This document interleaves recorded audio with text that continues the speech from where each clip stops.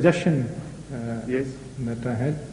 It's now that we got this audio-visual department nicely set up, there are some tapes and videos that are with some private individuals of various occasions in the Right. past of Zafar Masih Salis Tarano and Chaudhry Zafarullah Khan Sahib, and they are quite useful.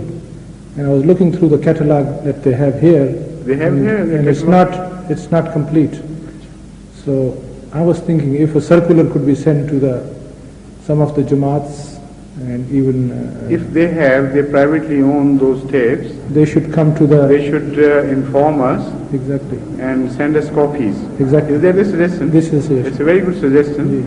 In fact, once I circulated it about a year ago to all the communities in the world that if they have still photographs or videos or cassette recordings of any important events of community interest, they should inform us. And we had a new department created for this purpose, which is called Sami wa Basri, Shoba Sami wa Basri. And I think the response was not as good as expected, because people are rather lazy in correspondence. But I think we should better repeat it. Some information must have been collected there, but I don't know exactly the facts. So where is Masood Jeremy Sahib? Is he here? Who else is here from among the Murabbis? None today? So you better remind him.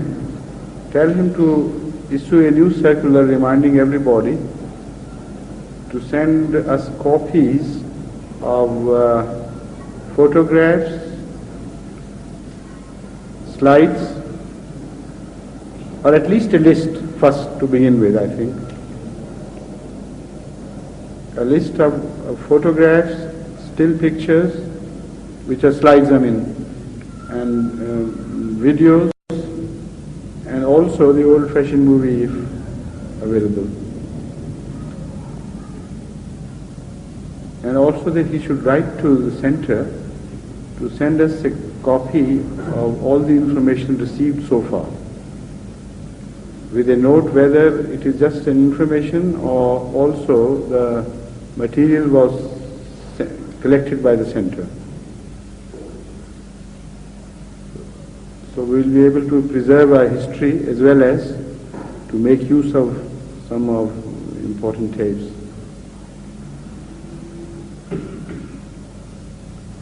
Now, you want to ask a question, Sajid? Please, yes, go ahead. The question is short, but... First you go to the microphone and then...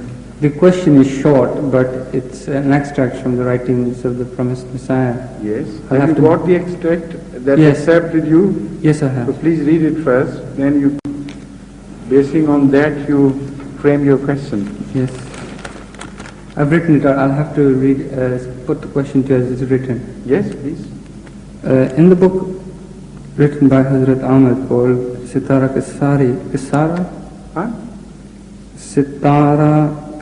Qasariya, Yes. Hazrat Mirza Ghulam Ahmad Qadiani mentions the freedom that people have in religious affairs and admires the government for this freedom. He also refutes the beliefs in the death of Jesus on the cross and presents his own claim to be Messiah. My question is, could you please expound the connection between the different analogies in this brief gist of the extract from this book? The connection between? The analogies.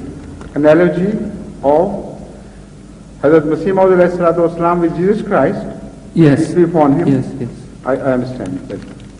And also another question or just one question? Well, there are different analogies. Yes, okay. Hazrat Masih Maud has written about this in some detail in his book Nuzulul Masih. And it's a very interesting chapter to read. The fact is that first of all you should understand the phenomena of this terminology as used. It's a metaphorical expression. Somebody is given a name which is not his name, and the words of similarity are also omitted. This is a figure of speech in every language. For instance, you can say somebody is Shakespeare, and you do not use the words of similarity by saying he is like Shakespeare or similar to Shakespeare or near to Shakespeare, but just you say he is Shakespeare. Now that sort of compliment is the highest compliment in this regard, in this sphere. And when you add the words of similarity, then something of the beauty of the compliment it goes out. I mean, this is a lesser compliment if you add the words of similarity.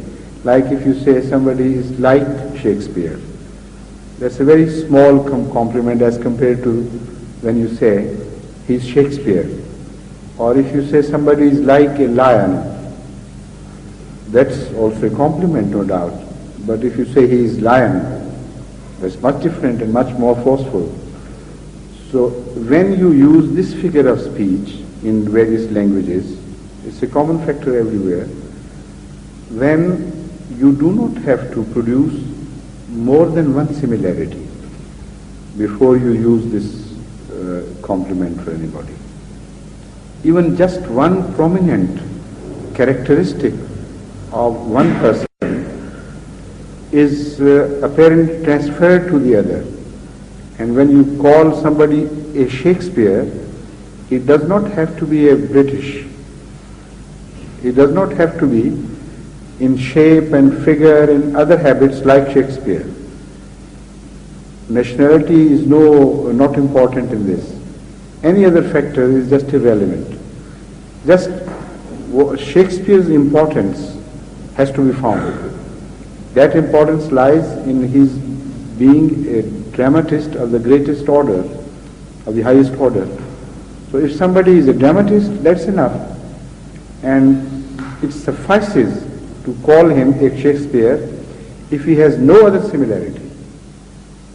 Similarly, when you call someone Hatem Tai, if that person is generous, even if his tribe is not Thai, even if he is not an Arab but is an Ajami, and even if no other similarity exists, yet this one singular feature of his being generous justifies his being called a Hatem Tai.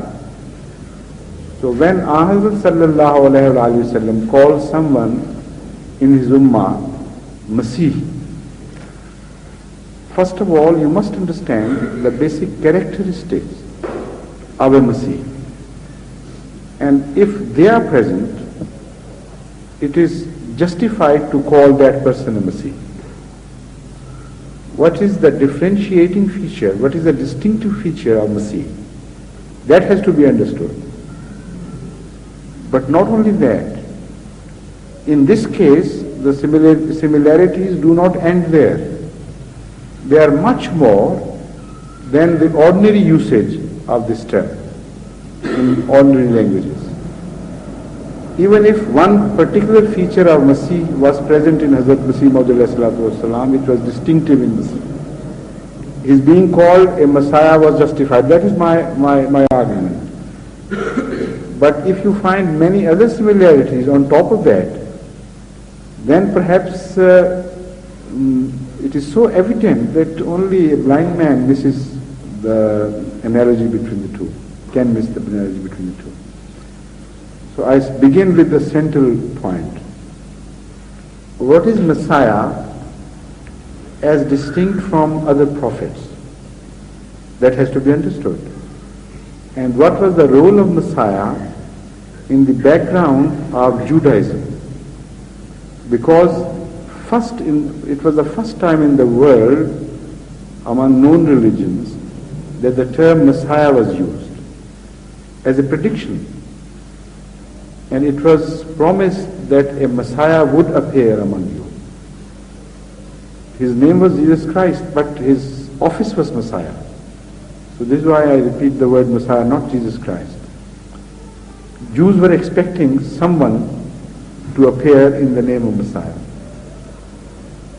Although he came and they did not recognize him, because they were expecting him to be of a different nature altogether. But that is not the point. The point is, when he did come, and we believe that he came, then what was the distinctive feature of Messiahhood we observe from his life? Putting him on a different platform from the rest of the Jewish prophets. This is the fundamental question. Once it is solved, the question of analogy will also be solved.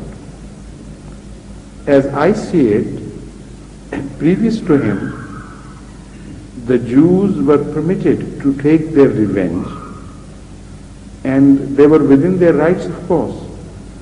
But the stress upon revenge and defense against sword by sword was just a common permission to all the Jewish prophets who came earlier. So much so that the permission for defense became an instrument of torture, an instrument of revenge, and an instrument of atrocity against others. And it lost its meaning and significance altogether when Messiah appeared. It had lost it before. So the Jewish religion became a religion of atrocities and cruelties and hard-heartedness. This feature is repeated after I have finished. This feature is repeated in the Holy Quran about the latter days of Jewish people. Summa qasat qulubukum. Summa qasat qulubukum. This is a verse oft repeated in the Holy Quran in various ways. So, Messiahhood is a remedy for a disease of a people, which in nutshell can be summed up: hardening of hearts, cruelty, atrocities, transgression against others' rights. This is exactly what had happened to the Jewish people before Messiah came. And secondly, the Holy Quran tells us that they refused the authority of Allah and followed their own authorities, that is the authorities of their religious scholars. And they had lost spirituality and had only stuck to form. This was the second nature of their disease. So they were to be brought back from form to spirituality, to essence. These are the two major diseases of the Jews, which were not rectified previously by other prophets. Even David, even Solomon, peace be upon them, they were permitted to defend their rights with sword, so much so that when you look back in history, they appear to be rather aggressors than defenders. So much sword was used in their reigns that we don't know the crimes of those people against whom they raised sword. They have not been recorded. But whatever is recorded is their glorious victory over their enemies. So, the people are rightfully inclined to believe, if the Holy Quran had not exonerated them, that the whole of the Jewish people had become aggressors, even their prophets and kings. So Messiah came to completely reverse the phenomenon. The right which Bible had given, of course, still lay with the Christians. But he said that out of sacrifice, for the sake of religion, for the name of Torah and Moses, we must offer sacrifices and cease to take our right by force. So a complete revolution took place in Judaism. where sword was permitted to be used by the enemies, transgression was transferred to them, aggression became their right, cruelty was left to them, and the godly people were completely disarmed as far as the right of defense was concerned. They were left with offering of sacrifices, offering their necks, offering their properties, offering their homes to be burnt, offering themselves to be burnt alive.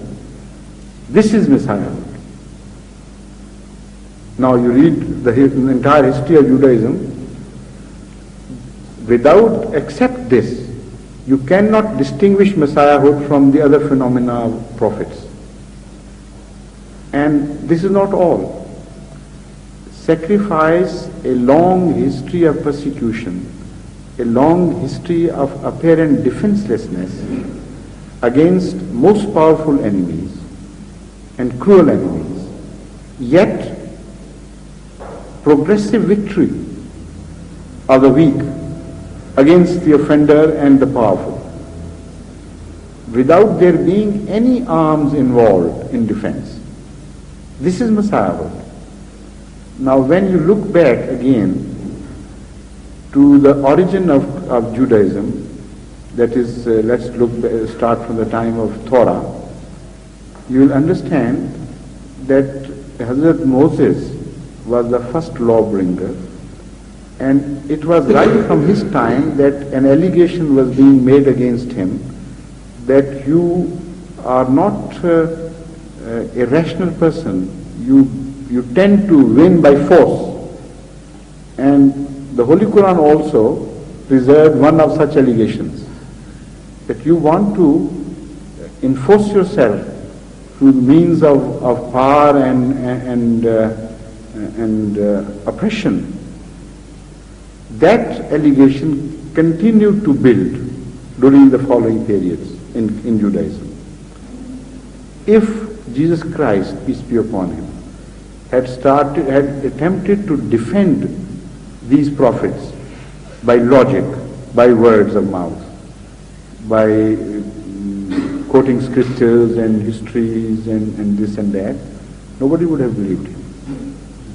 Everybody would have continued to believe that Judaism is a religion of force. It spread through the force of arms, and when they were deprived the force, then it ceased to spread. This was the allegation. How could it be refuted?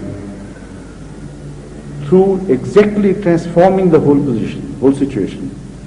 Now the sword was entirely left to the enemies, and sacrifices were left to the people of Torah. They were in fact the people of Torah, these Christians were, according to Christ's claim himself. So the religion was defended. Despite the fact that they were completely poor, helpless, innocent people being brought to, being persecuted from all sides, yet they won ultimately.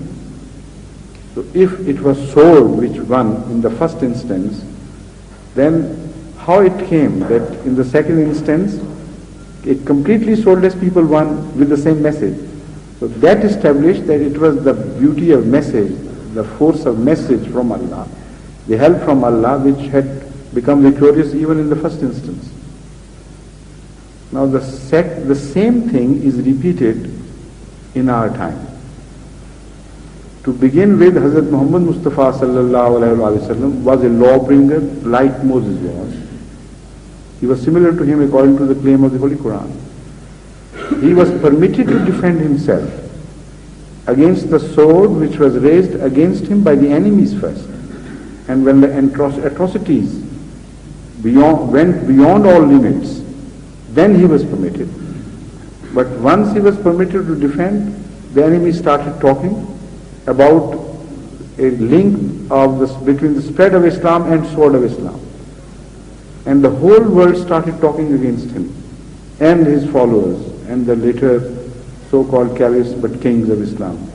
But Islam is a religion of barbarism, and it only can spread through sword and that is the secret of Islam's victory over others. Otherwise, message has nothing in it. Unfortunately, this idea was further supported by Muslim scholars. And there are such scholars and some very popular scholars among the Muslims of today who claim that as long as Hazrat sallallahu alaihi wasallam relied on arguments and spiritual powers, he could not spread Islam among Arabians. The moment he took up sword, then he brought them to reason and he forced them to listen to the word of Allah, but not without the help of sword. Look at Maulana Maududi Sahib, read his Haqiqat-e-Jihad, and then you'll understand what I mean. So if Allah wanted to defend Moses before him, who was not as dear as Hazrat Muhammad Mustafa sallallahu alaihi wasallam was, why should he not have defended Hazrat Muhammad Mustafa sallallahu alaihi wasallam in the same manner? So as Jesus stood, that is Messiah, stood in relation to Moses, so a Messiah was ordained for Ummat-e Muhammadiyya as well, to bring about the same sort of revolution, where sword will be taken away from them, they will be deprived of the right of defense. Yet left alone and defenseless, they would ultimately become victorious, and no persecution would be permitted to eliminate them. Rather, it would leave them stronger than before. That was the phenomenon of Messiahhood, which was repeated. And we are passing through that phase. 100 years of our history is exactly unfolding the history of Christianity, the early Christianity, that is to say. And after every persecution, we know we are becoming more powerful and we gain more influence and increase in number and wealth and every quality which is, every value which is being robbed from us. Instead of being deprived of those values, new values are added to us. This is the phenomenon of Messiahhood. Persecution, but not with a loss. Persecution with a gain.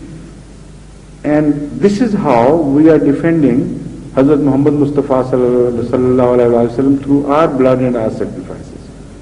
It was the Quran which won in the first instance. It was not sword. Now you own the sword, and the Quran is apparently defenseless, yet the rationale of the Quran, the beauty of the Quran is becoming victorious at every encounter. And the true Islam is winning ground daily by the hour in every direction. This is the fundamental, as I understand, of Messiahhood. And this similarity is so obvious that I wonder how people can miss it. But there are other similarities. For instance, the time. First of all, the position. Hazrat sallallahu alaihi wasallam, whenever he mentioned Messiah, his second advent, he said he would come among the Akhirin, the latter days people. And he would also, through implication, through inferences, we reach also the conclusion that he was to appear at the head of the 14th century. When we look back at the first Messiah, he also appears among the latter days people. He also comes at the head of the 14th century. The distance between Moses and Messiah is about 1300 years. And this is exactly the case with Hazrat Masih Maud alayhi salatu wasalam. Distance between Hazrat sallallahu alaihi wasallam in time and him is 1300 years. Jesus did not bring a new law. In fact, he claimed that I have not come to change a jot of Bible. So Hazrat Masih Maud alayhi salatu wasalam claimed that I have not to bring a new law. I have come to complete it in essence and in practice. And that is what Jesus said. Similarly, the revelation which was given to Jesus, according to the Holy Quran and according to their own claim as well, it is called Injil, Anajil. Do you know what Anajil means? It means Mubashirat, nothing else. Injil means a glad tidings, and Anajil is the plural of Injil, which means Mubashirat. And Hazrat Muhammad Mustafa sallallahu alaihi wasallam predicted that Lam yabqa min al-nubuwwati illa al-mubashirat. That is Anajil. There's so many similarities, and the similarities are further extended not in the person of Hazrat Masih Maud Islam alone, but in the persons of his opponents as well. Hazrat Rasul Kareem sallallahu alayhi wa sallam described in detail the age when Messiah would appear. And he himself predicted that his ummah in those days would be like the ummah of the Jews. And he said the similarity would be so complete as one shoe out of the pair is similar to the other shoe of the same pair. So my people apparently, who are so-called Muslims, we should say, according to that prediction, they would become exactly like Jews of Jesus Christ's time, with hardened hearts, and all these qualities of that time have been repeated by Hazrat sallallahu alaihi wasallam. And he says they would become like these people. So if they have the same disease, the remedy should be the same. That is Messiahhood. So similarity is extended to the whole Ummah. Because the Ummah would become a people like the Jews, so the answer is the same, Messiahhood.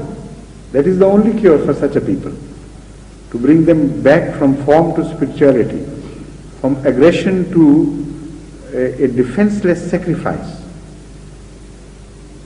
So Hazrat Masih Maud alayhi salatu wasalam has also quoted other similarities. For instance, the empire under which Jesus appeared was a foreign Roman empire. And the empire under which Hazrat Masih Maud alayhi salatu wasalam appeared was also an extension of Roman Empire. The fact that the British or the Western Empire, the Western governments are an extension of Roman Empire can be verified by the claims of their own leaders. For instance, Churchill, in his book on compatriots, the leader, I think, I don't remember the name, exactly the title of the book, but that is the book which describes some of his contemporaries, not compatriots, contemporaries. And the title is just missed. But in that book, under the title Trotsky, he writes that the Western civilization and the Western political power of today is in fact a revival of the Roman Empire and an extension of the same empire which had lost to the world for a while. So a person no less than Churchill also claims that this is exactly Roman Empire that we see today in a different form. So Hazrat Masih Maud alayhi salatu wasalam had said exactly the same thing, and he's written it in his book, that the present government is in fact a form of Roman Empire. And under the Roman Empire, Muslims of India were as significant and as small, as unimportant as the Jews were in the days of Jesus Christ under the Roman Empire of that time. And there a feud started between two factions. Jesus Christ was on one side and the Jews were on the other. So to defeat Messiahhood, they concocted certain allegations against him and went to the Roman Empire and asked them to have him persecuted. And he was persecuted because of that. In fact, it was not because of their internal differences. They had alleged that he is not loyal to the government. And this was the debate mainly which went on before Pilate. So Hazrat Masih Maud an attempt to my life was made also under the Roman Empire. But only I was saved from cross or from hanging because of the blessing of Hazrat Muhammad Mustafa sallallahu alaihi wasallam. It is not necessary that every feature must repeat. So this similarity is extended also in that sphere. The government, its similarities, the position of Muslims vis-a-vis that empire, and their state of mind and state of heart, everything is similar. So Hazrat Masih Maud goes on counting certain other interesting features of analogy. If you want to know more, you better refer to that book I have mentioned. But for the time being, I think should suffice. Now, you are the new face, eh? So you come first in.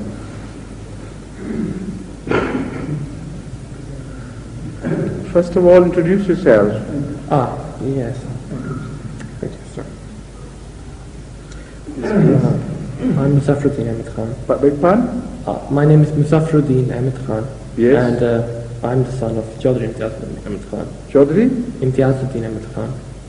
Who is he and what is he? Well, he lives in Karachi. Pardon? He lives in Karachi, and I think you know my mother, Mrs. Zakia Khan. I know Zakia, yes. I'm her son. I'm her eldest son. Right, yes. The question was, you were just saying that Jesus Christ was sent as a Messiah for Hazrat Musa alayhi salam. And Yes. he was sent to reform Judaism. That's right. Well, and so you said that was similar to Hazrat Masih Maud, because he had also come to reform Islam.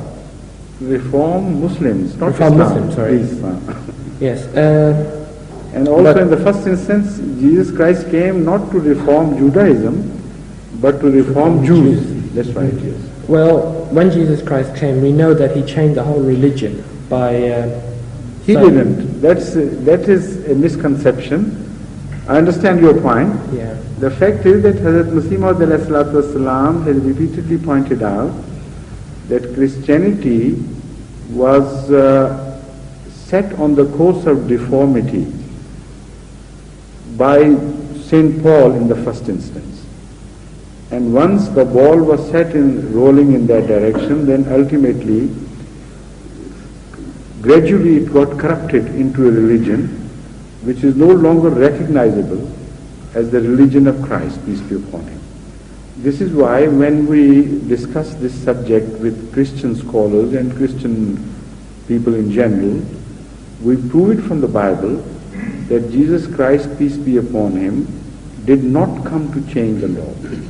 He himself positively commits himself to the teachings of Torah and says he did not come to change. This is why I mentioned that. So all these changes that are said They in came Islam- later on, much later. Like you see changes in among the Muslims. And Islam is only 1400 years old. And Christianity is 1980 some years old. So if Islam within our sight has changed so much that one section of the Muslims declaring themselves to be Muslims believe that Hazrat Muhammad Mustafa sallallahu alaihi wasallam, peace be upon him, was omniscient in character, he was omnipresent, knew everything, is present everywhere, and he was also, he had the knowledge of the future directly. Now this is the view of some Muslims. This is almost idolatry. And this is exactly what some other Muslims say. For instance, Wahhabis and Devbandis and Ahl Hadith, They say that whoever says such a thing about Hazrat Sallallahu Alaihi Wasallam is not only Pakka Kafir, he is one of the prime idolaters. He belongs to the idolatry of extreme form. So both these are Muslims. Under the title Islam, this is their view. These are their divergent views. So can you recognize one Islam? Knowing one, can you recognize the same Islam in the other? Obviously, the differences are fundamental. So this is what I mean. It is the time factor which changes religions. In fact, changes people and their views about religion. When the reformers come, they bring them back to the original source of purity. So this is what Masih, the earlier Masih, tried to do, and this is what we are doing under the guidance of Hazrat Masih Maud. So if we can't believe the Bible, the New Testament anyway, for whatever it says about Jesus Christ? No, I don't say that. It is a matter of investigation and choice and careful study. The New Testament should not be rejected. In fact, when you study the New Testament, you will find enough evidence to support your view. So why should you reject New Testament? So instead of that, you choose such verses of the New Testament and pick out such arguments from New Testament as would support the view put forward by Hazrat Masih Maud and prove to the Christians that even from your own book, this is the picture of true Christianity which emerges. So anything contradictory to that is just your wrong interpretation. This is how we preach to Christians. So my last question was, should we interpret the Bible by looking at the Quran and then interpreting the New Testament from that, by what the Quran says, and then finding proof for that in the Bible? That is exactly the right way to go about it. The Holy Quran came as the judge of whatever had passed before it. So the Holy Quran took such teachings from the earlier books as had the staying power, everlasting truths, and rejected the falsehood added later on by human beings. So all the interpolations made by the later period scholars were rejected by the Holy Quran. So it gave a true picture of original teachings of Torah as well as the teachings of Jesus Christ, whatever they were. So in light of the Holy Quran, when you preach to the Christians and the Jews, you will find enough evidence in their books to prove it to them. Otherwise, if you reject the books, they would say, well, we believe in our book, you believe in your book, and there is no common platform. But the Holy Quran does not say. It says they still contain passages using which you can refute their views from their own books. So this is the best approach you should make in the light of the declarations of the Holy Quran. You study their books in which they believe and tackle them through this way. Thank you. In this way. Yes? And who else wanted to ask a question? I think it is your turn now. Or is it Salim's?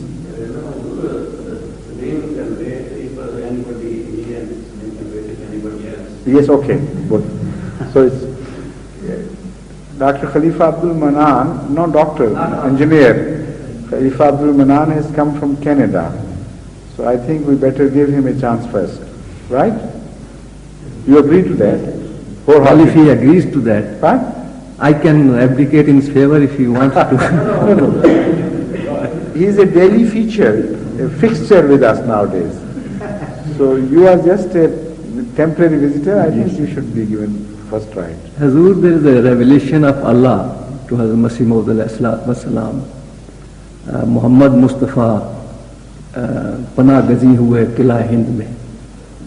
Muhammad, Prophet of God, for benefit of Mustafa Sabat, because he wouldn't understand Urdu, Yes. took refuge in Indian fort. According to the present day situation in Pakistan, In the fort of India, not Indian fort. in They're two fort, different things. yes, of course, I stand to be corrected. किला हिंदुस्तान में, किला हिंद में, किला हिंद में, किला किला हिंद में, पनागजीन हुए किला हिंद में. पनागजीन हुए किला हिंद में. It has two references. One is taking refuge, and the other refers to fort. And fort is associated with the army. There has been a precedence when the Pakistan army tortured East Pakistanis, and East Pakistani, even Muslims, took refuge in India, and India came to their help. And with this new ordinance by another army man, I don't know, it has been agitating my mind for the last few months since I studied this revelation, that Hazur being the representative of Muhammad Mustafa Sallallahu Alaihi Wasallam, if it could be fulfilled, if you ever took refuge in Fort of India. Please. It's a very interesting question, but I think for having mentioned the fort, you opened the gate and went out, walked out of the fort and completely deserted that fort. That is the fort as mentioned in this Ilham of Hazrat Masih Maud alayhi salatu wasalam. You know, this is called Qiyas Mal Fariq. Having based yourself on something, you ultimately leave the whole meaning alone and drift from place to place until you reappear somewhere else completely, you know. The fact is that that meaning has already, that prophecy or that verse, that revelation applies in fact to the appearance of Hazrat Masih Maud. It says that although Islam would nominally be present everywhere in the world, but the true figure of Hazrat Muhammad Mustafa Sallallahu Alaihi Wasallam as it was would reappear in India and would be defended in India. How? By the appearance of Ahmadiyyat, by the appearance of Hazrat Masih Maud alayhi salatu wasalam, and the Holy Prophet of Islam, who is so lovable, who is so irresistible, he would re-emerge from the dark ages and the distorted figure, Na'udhu Billah min Zalik, which was created by the periods of the later period of many dark centuries of Islam. He was completely misunderstood, he was completely misquoted, his personality was deformed, and not only the enemies started attacking him, but also inadvertently his so-called followers started helping them. This is what had happened to Hazur Sallallahu Alaihi Wasallam when Hazrat Masih Maud alayhi salatu wasalam appeared and re-established his beauty, his true charm, his spiritual heights, and presented him to the world in a manner as became the most charming person that ever was created on earth. And this is how we are winning ground for Islam, by presentation of Hazrat Muhammad Mustafa Sallallahu Alaihi Wasallam to the rest of the world, the true Hazrat Muhammad Mustafa. So this is the phenomena which started with the advent of Hazrat Masih Maud alayhi salatu wasalam, the defense of Hazur Sallallahu Alaihi Wasallam. We can call it that. And wherever an Ahmadi is, he is working as a soldier, and the citadel of India is now enlarging. And actually that the four walls of that citadel are ultimately extended to other parts of the world as well. But it's the same fort which is enlarging. Quite so. But there have been instances when one revelation of Masih Maud has been fulfilled in many colors and in many times. So wouldn't you think that... I'm coming to that. Now coming to that particular suggestion. Although you try to infer from this revelation that it could be fulfilled if I go to India and take refuge there, but it is only just finding an excuse for your own personal suggestion. Yes. As I see it. Of course it is. Suggestion as such is also not to be accepted. Why? Because if you further analyze the situation, there are two important occasions in the history of Jamaat which are similar to Hijrah. Number one, a Hijrah from Qadian. In 47. When the head of the Ahmadiyya community of that time had to leave Qadian because conditions were such as the headquarters could not be run in Qadian. So he had to shift. And the second time came in the present circumstances, when again a Khalifa was indirectly or directly compelled to leave his headquarters because he could not function his duties normally, remaining in that headquarter and remaining in that country. This is the, in essence of the whole thing. The first So, just a minute. So, you have to first win this second Hijrah and start entering from there, and then go back to Qadian as victorious. He's not seeking refuge. That will be a very embarrassing situation for Ahmadis if instead of winning back Qadian, returning to Qadian as victorious, they go to Qadian seeking refuge from the very people who have turned you out. That will be a very sad occasion if that happens. And this is not going to happen in my lifetime, I assure you, inshallah. Thank you We very will much. go back victorious, return to our country, Pakistan, and after that Allah will open new ways for us and new means to win back Qadian. That is how I see. Yes, please. Salim, after all, no, it was he who had relinquished his right in favor of him, not you. Please. I think I'll be able to give you a few minutes after him. It all depends upon what question he asks, short or long question.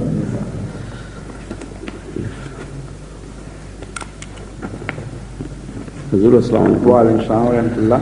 Hazur, today I had written one suggestion and one question. Yes. So if Hazur likes the suggestion, I think You look at Salim's face and decide. When you said this, you should have seen his face. You know, he So if Hazur lost likes all hope of many times. the suggestion, I'll have to read through, but the question Hazur will have to answer also. And Okay, come, go ahead, do it, please. the suggestion, Both. Anything you please. Jazakallah. Before I start my suggestion or a question, I would request that I should be allowed So interesting, yeah. to correct a word or two, and that is yesterday when Hazur allowed me to ask another question in the Majlis-e-Irfan. I think I said that I am criticized for not giving a chance to others to ask questions.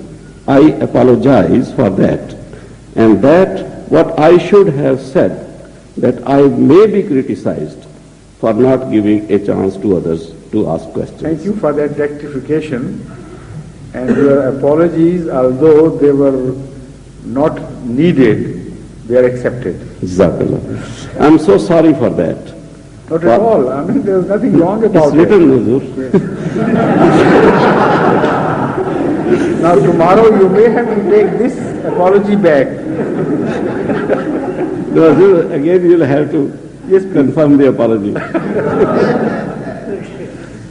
So if you want to take the apology back, I'm ready to return it to you. No, Hazur, All right. I'll you give keep it- the apology. Okay. I mean, accept the apology. Okay. Jazakallah. Hazur will have to say loud so that I can hear also. Beg pardon?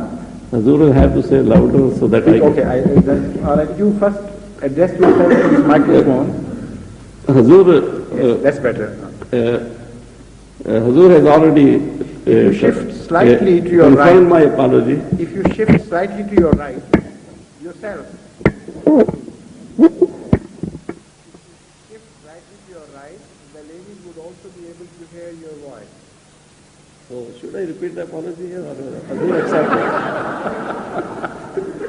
Very interesting. No, leave it. No So need my to- apology accepted, Hazur. Okay. Right. I'm so sorry for that. For any other criticism, nothing bothers me much so long Hazur is pleased with me, my questions and discussion during the Majlis-e-Irfan. Yes, I'm very much pleased, I assure you that. Jazakallah. And I've tried to assure you so many times, but I don't know how can I really assure you, because every time Jazakallah. I find Now, myself in doubt about it. Hazur, my suggestion starts now. Hazur, my suggestion is regarding Islamabad, UK, and that is, while we are designing the area, this should be designed on the pattern of Rabwa, Pakistan, although with modifications according to suitability of the requirements of the planning. All right, that suggestion is rejected. Now shift to the question, please. That suggestion is summarily rejected. So instead of going on with the suggestion, you better shift to your question. Okay, Jazakallah. All right? Jazakallah. I will not carry on. Could I send in writing to Hazur over there, or just don't mention that? Make an appeal to Allah against me. Exactly. When it is rejected, it is rejected. So Hazur is not displeased that I put the Beg your suggestion. pardon? Hazur is not displeased that I have Not mentioned. at all, not at all. I am pleased to reject it though. Exactly. Exactly. Would Hazur kindly explain the definition of a Sahabi? Secondly, those companions of the promised Messiah who had not attained maturity during his lifetime, can they be called Sahaba? What is the age of maturity according to Islam? That's one question. Isn't it? Okay. The definition of Sahaba is a question on which Muslim scholars differ. That is, according to some, a Sahabi, starting from the widest definition, I'll explain various definitions. I'll relate various definitions as put forward by various Muslim scholars, and also the same sort of debate is going on among Ahmadis. Some people say that if a prophet has cast his eyes even on the newborn infant, he becomes a Sahabi. According to their definition, Sahabi is the one who was in company of someone.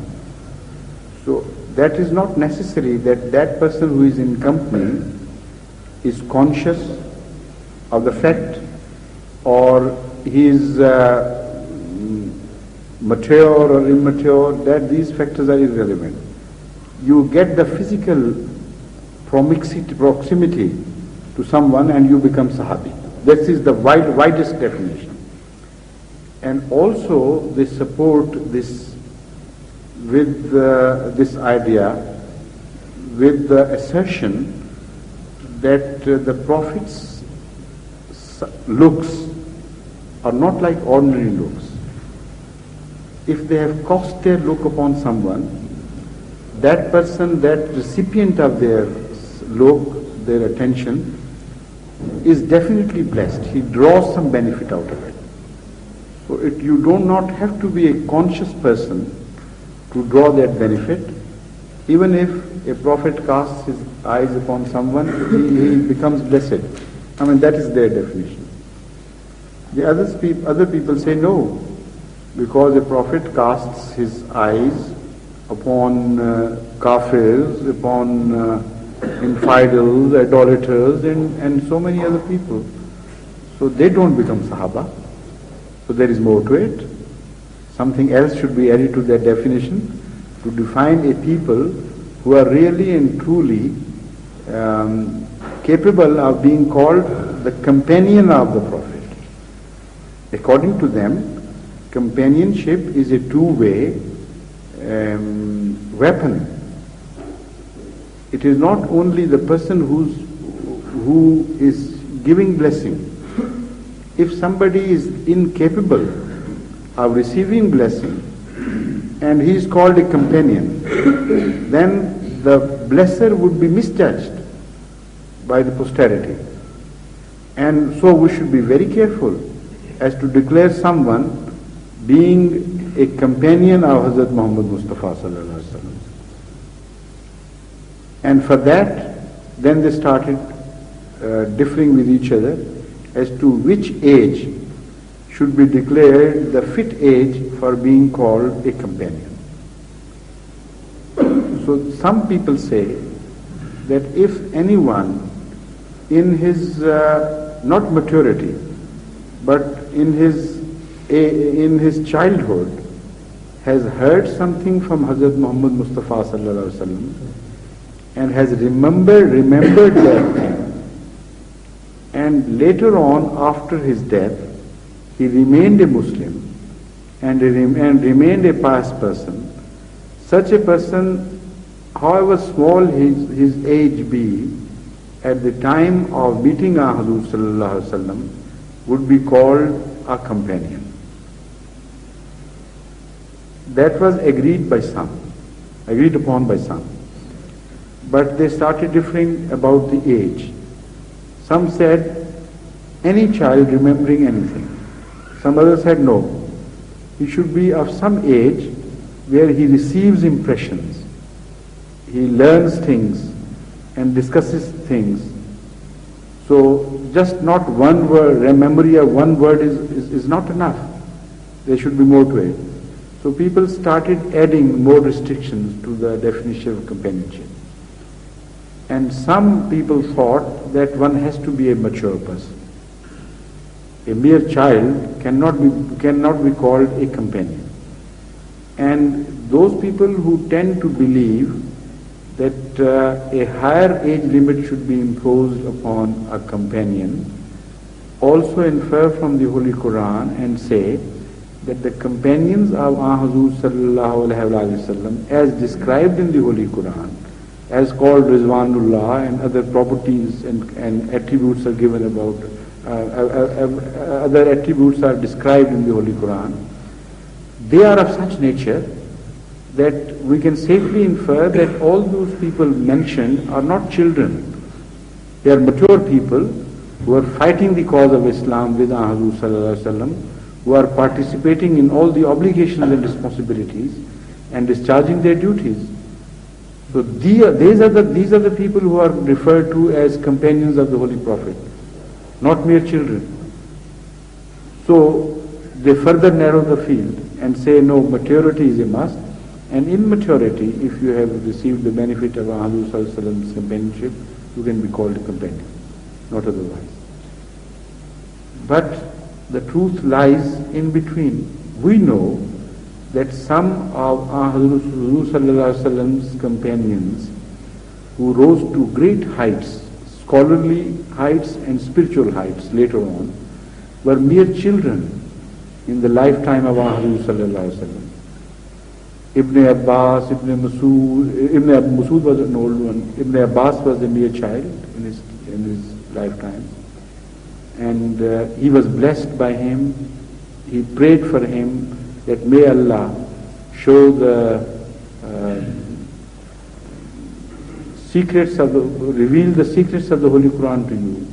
May you become a commentator of the Holy Quran. And he is one of the greatest commentators of the Holy Quran. And he remembers so much about Hazur sallallahu alaihi wasallam. So intelligent children who are capable of receiving benefits, about whom a prophet has prayed and who we know lived over a period of years in close contact with that Prophet. Why shouldn't he be called a companion? So all these questions are in fact ultimately personal preferences. As far as the blessing of the Prophet is concerned, I tend to agree with the very first group I mentioned. That sometimes when a Prophet looks at someone with love and affection and casts a look upon such a person, however small that be, his sight does not have a blessing like the ignorant people believe, but that sight becomes a prayer for him. He looks with love, and Allah also looks with love upon such a child. So in such instances, not just mere look at anybody, a look of love and approval, a look full of prayers, that could turn a mere infant into a child, into a companion. And in other cases, even grown-ups could be deprived of the classification of companionship.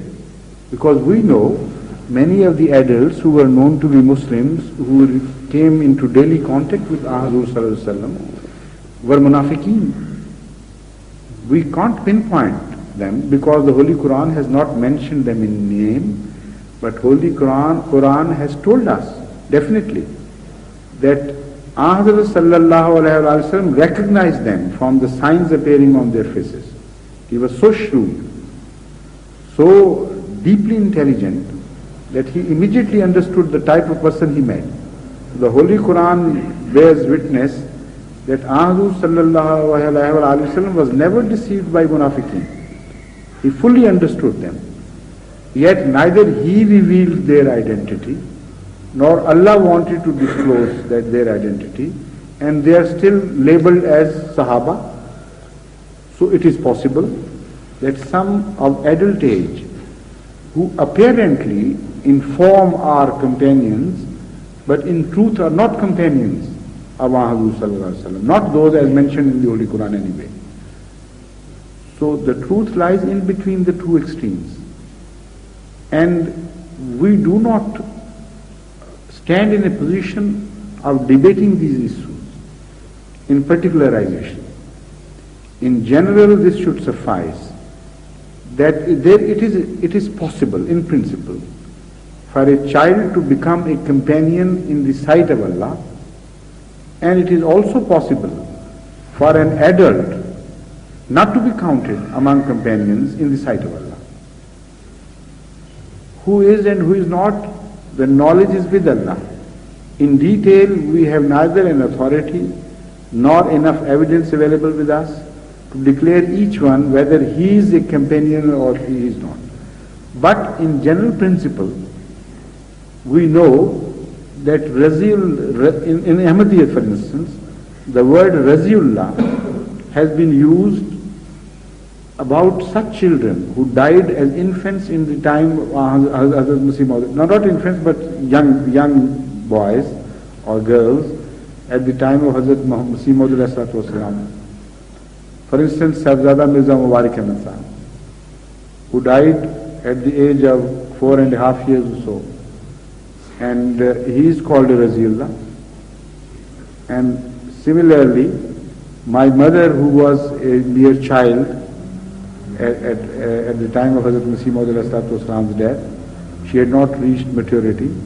She is also referred to as Raziullah Ta'ala Anha. Hazrat Muslim Maud also accepted this. So the tradition of Ahmadiyya is rather lenient in this regard.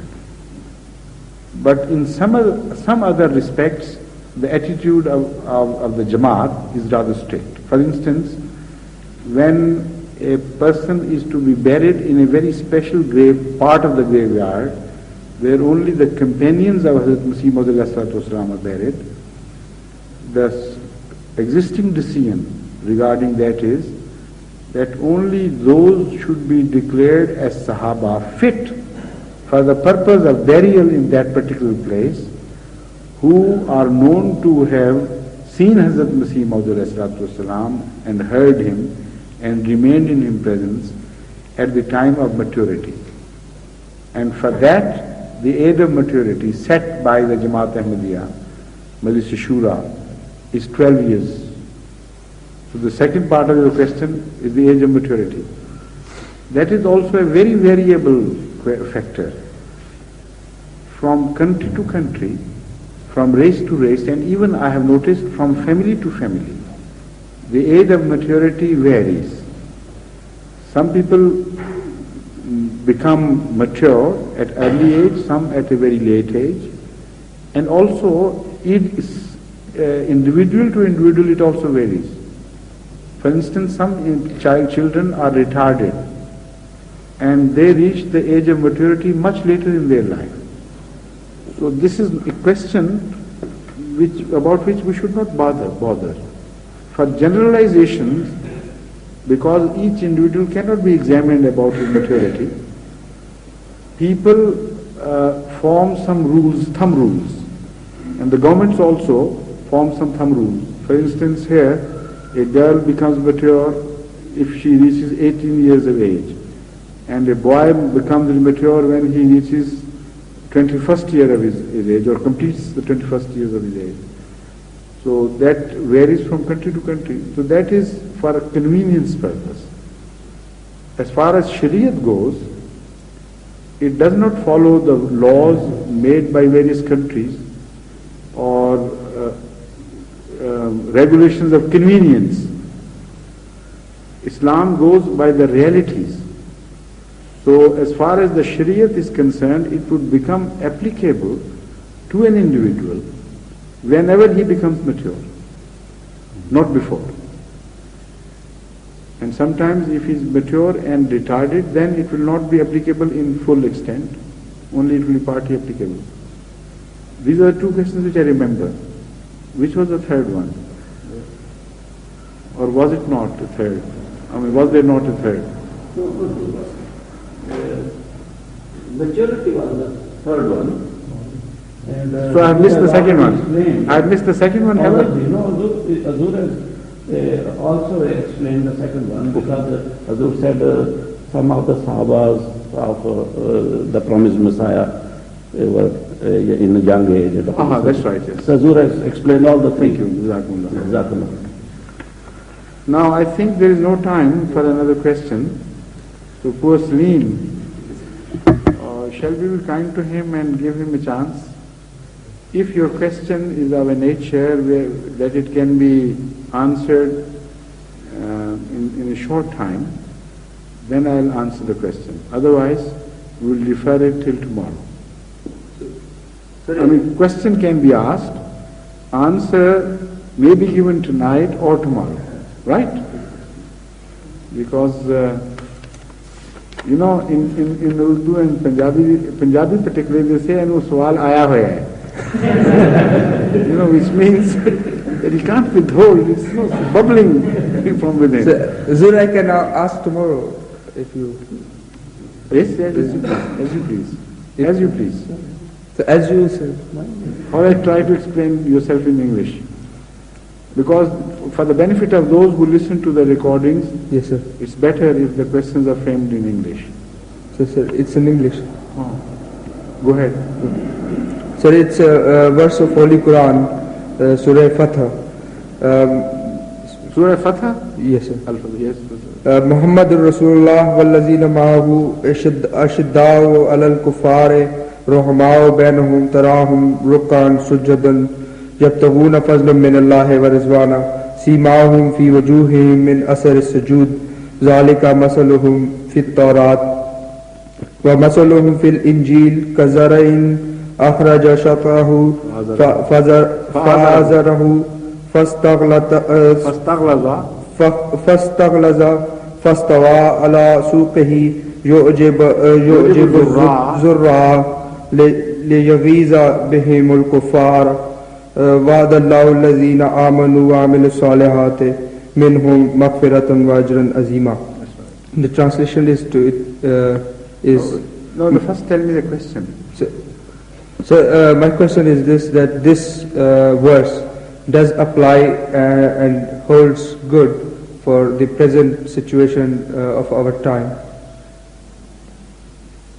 mean, you want to give your opinion on that or ask a question? I'm asking this question, that this particular verse is, does it apply to the present situation as well? This description of the companion of Hazrat Muhammad Mustafa sallallahu alaihi wasallam holds good whenever, in whichever situation such people appear, as become similar to the Sahaba, earlier Sahaba, their qualities would be exactly like those, though their status may not be the same. But as far as the similarity goes, their qualities can be imitated by others and followed by others.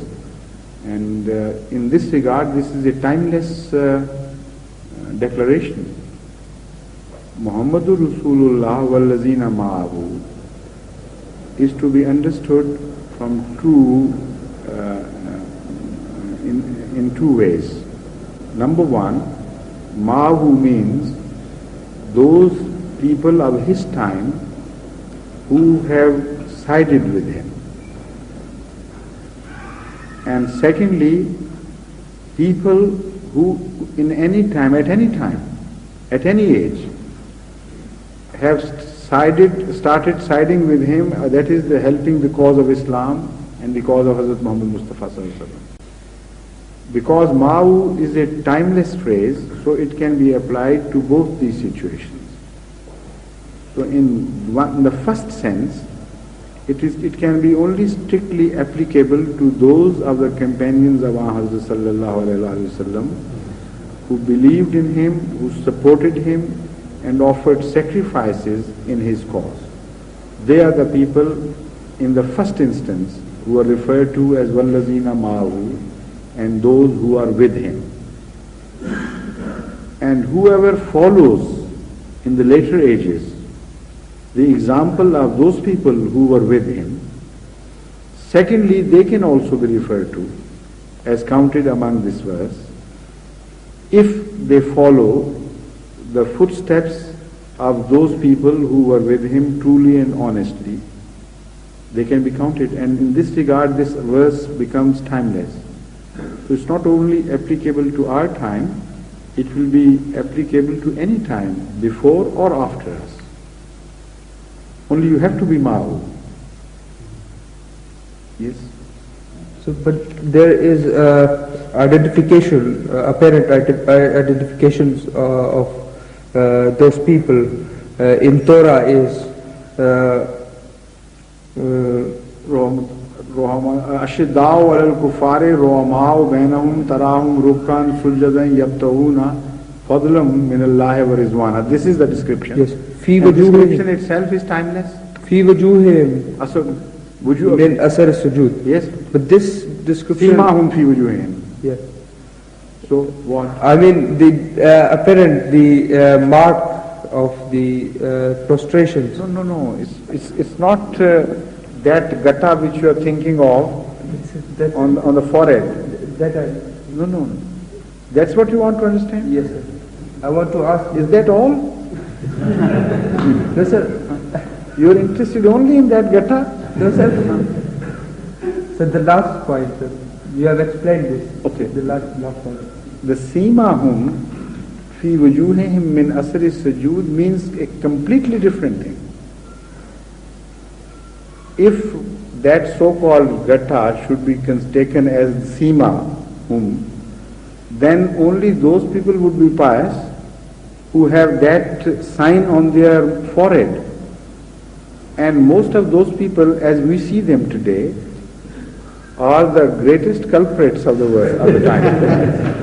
You know, they are the rascals of the first water. And they're hypocrites. They wrong Islam in every way. They misappropriate other people's property.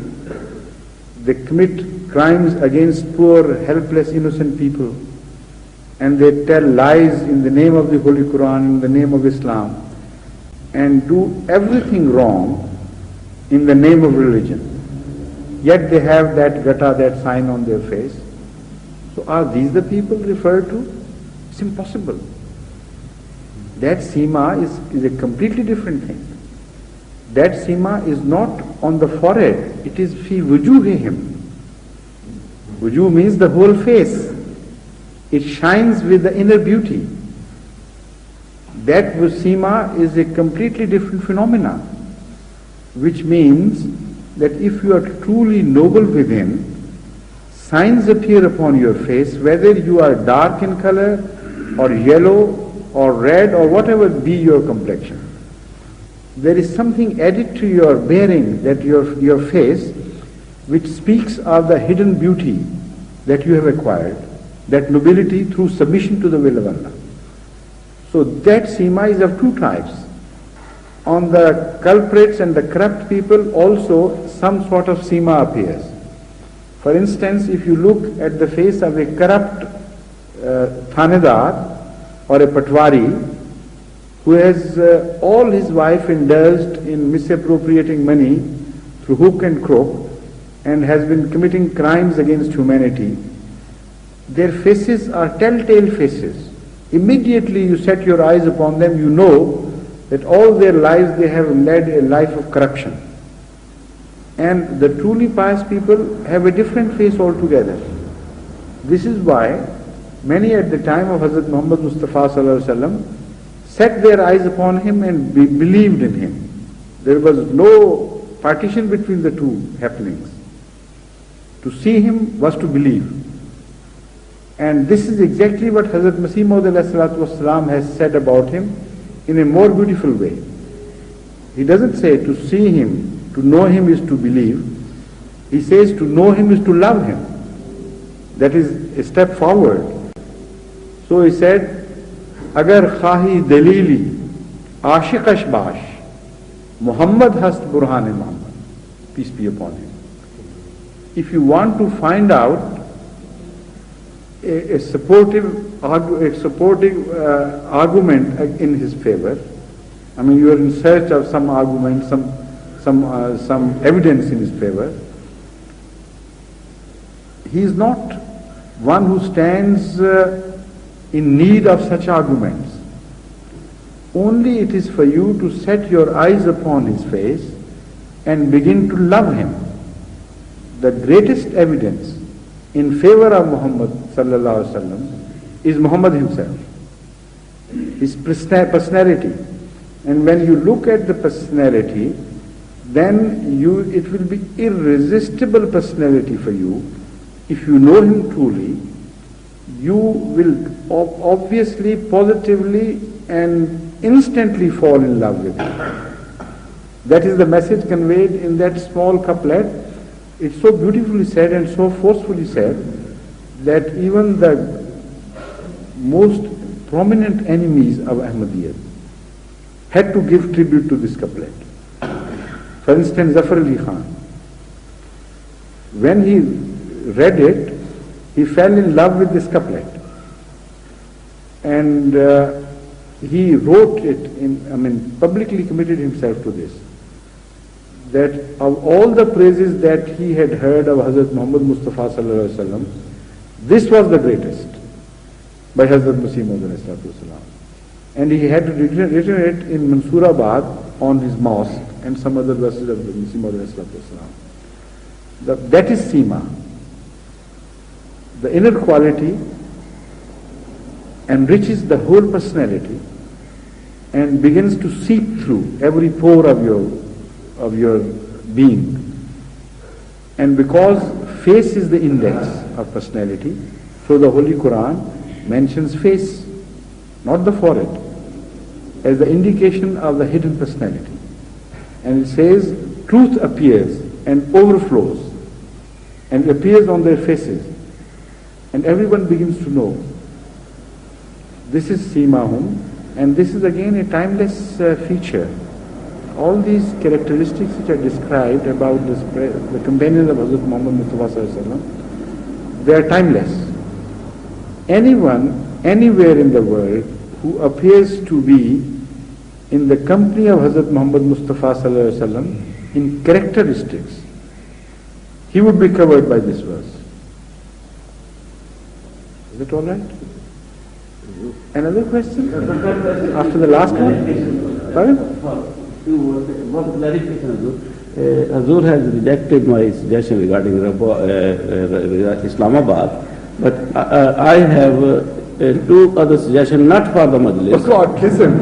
It's bad. I tell you a joke about something. And that's my answer. It is said that a boy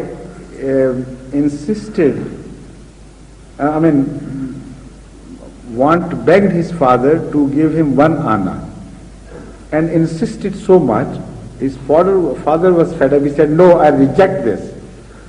So from this side he shifted himself to the other ear and said, "Please give me 2 annas." And started insisting on this. So ultimately the father said, "Come to the 1 anna place, please." That is how you are treating me. I rejected one suggestion, now you have come up with 2. Please come back to the one suggestion.